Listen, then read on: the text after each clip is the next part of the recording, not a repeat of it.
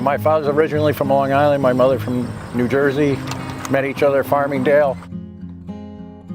After they graduated, they came up here, purchased the one farm in, I think, 1952. Pretty sure my father wanted to be a potato farmer. They bought cows, and we slowly progressed to being completely a dairy farm. It's kind of grown until now we're slightly under 500 cows. We've added a digester. I guess we did that in 2009.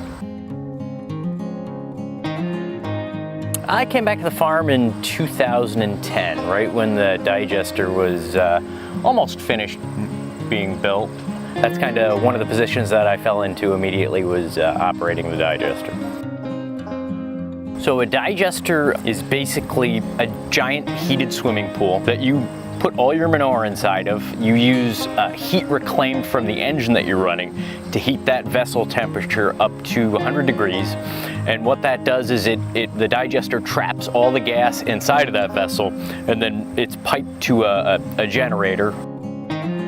What that does is it powers the farm, electrically speaking, and it also creates the heat to reuse on the vessel itself to heat it up. So instead of allowing methane to enter the atmosphere, you're trapping it and burning it in a green manner, if you will. So what we do after the digester is done processing the manure is it's piped to a manure separator, and that manure separator separates liquids from solids. The liquids head out to our storage pits out there, and the solids are reused as bedding in our dairy barns. Within the vessel, the bedding it's almost pasteurized. A lot of the hot bugs are killed by the heat and the retention time within the vessel, and saving on either sand or shaving. We don't have to purchase them anymore. 2009 was a difficult dairy year. Price of milk was pretty weak. We were looking for diversity. Also, the odor issue with manure became a much bigger deal for us as we grew. Along with, the alternative energy thing. We firmly believed in that. We thought this, was a win-win.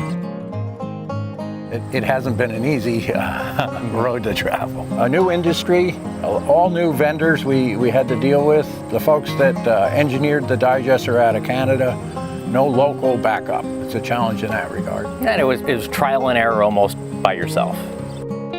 Yep. We wanted to be good neighbors to the families and people around us, and we also wanted to be good stewards to the environment. We are recyclers, reusers, and upcyclers. I think that just the public is unaware of that. We don't do that great of a job sometimes of letting everyone know the good things that are going on in the agricultural sector.